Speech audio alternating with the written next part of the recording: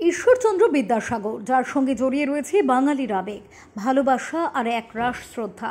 এই মহান মনীষীকে বাঙালিদের শিক্ষাগুরু বললেও অত্যুক্তি করা হয় না। বিদ্যাসাগরের জন্ম 1820 সালে 26শে সেপ্টেম্বর অবিভক্ত মেদিনীপুরের বীরসিংহ গ্রামে। তার বাবা ঠাকুরদাস বন্দ্যোপাধ্যায়, মা ভগবতী দেবী। এই বন্দ্যোপাধ্যায় পরিবারের আদি নিবাস ছিল হুগলি জেলার বনমালীপুর গ্রামে। যদিও আলালের ঘরে দুলাল তিনি কোনোদিনই ছিলেন না। বীরসিংহ গ্রামের শিক্ষিত তরুণ কালীকান্ত চট্টোপাধ্যায়ের পাঠশালায় ঈশ্বরচন্দ্রের শিক্ষা জীবন শুরু হয় 1828 সাল নভেম্বরে। বাবার সঙ্গে তিনি চলে আসেন কলকাতায়। সংস্কৃত কলেজের জুনিয়র বিভাগে ভর্তি হন তিনি। 1830 সালে ইংরেজি শ্রেণীতেও ভর্তি হন তিনি।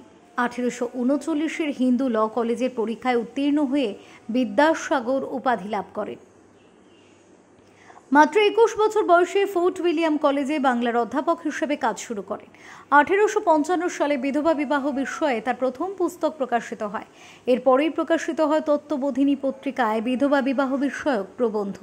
বিদ্যাসাগর বহু সংস্কৃত নাটককে বাংলাতে অনুবাদ করেন। যুগান্তকারী শিশু পাঠ্যপুস্তক বর্ণপরিচয় তারই সৃষ্টি। এছাড়া ব্যাকরণ কৌমুদী, কথামালা, বোধোদয় প্রভৃতি গ্রন্থেরও রচয়িতা তিনি। বাংলায় নারী শিক্ষা প্রসারে তার ভূমিকা অভাবনীয়। মূলত বিদ্যাসাগরের চেষ্টায় 1856 সালে জুলাই মাসে বিধবা বিবাহ আইন পাশ হয়। বাংলার জেলায় জেলায় তিনি মেয়েদের স্কুল স্থাপন করেন। বহু বিবাহের বিরুদ্ধেও তিনি গড়ে তোলেন শক্তিশালী আন্দোলন। বাংলা গদ্য সাহিত্যে তার অবদান অপরিসীম। 1891 সালের 29শে জুলাই 70 বছর বয়সী মহান এই মানুষটি শেষ নিঃশ্বাস ত্যাগ করেন। 29শে জুলাই 2024 বিদ্যাসাগর মহাশয়ের 133তম প্রয়াণ বার্ষিকী। এই বিশেষ দিনে তাকে স্মরণ করে শ্রদ্ধা নিবেদন করেন শিক্ষামন্ত্রী ব্রাত্য বসু। কলেজ স্কোয়ার বিদ্যাসাগর উদ্যানে বিদ্যাসাগরের মূর্তিতে মাল্যদান করেন তিনি। বিদ্যাসাগর কি বলবো, বাঙালি আমি ঠিক এই কথাটা উচ্চারণ করতে পারছি বিদ্যাসাগর ছিলেন বলে। বিদ্যাসাগর একটা বিরাট ব্যাপার। এই রবীন্দ্রনাথ যেটা বলেছিলেন যে এইরকম আমাদের জাতিতে জন্মেছেন, এ কল্পনা করা যায় না।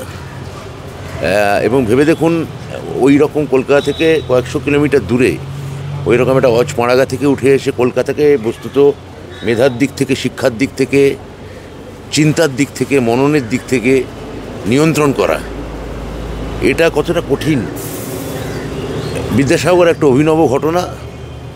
রামেন্দ্র সুন্দর ত্রিবেদী বিদ্যাসাগর সম্পর্কে যে কথা বলেছিলেন যে জাতির যাবতীয় পুঞ্জীভূত অভিপ্সা, আমি বিদ্যাসাগর সম্পর্কে তাই বলবো। কলকাতা থেকে শিকের সাথে রিপোর্ট, ওঙ্কার বাংলা।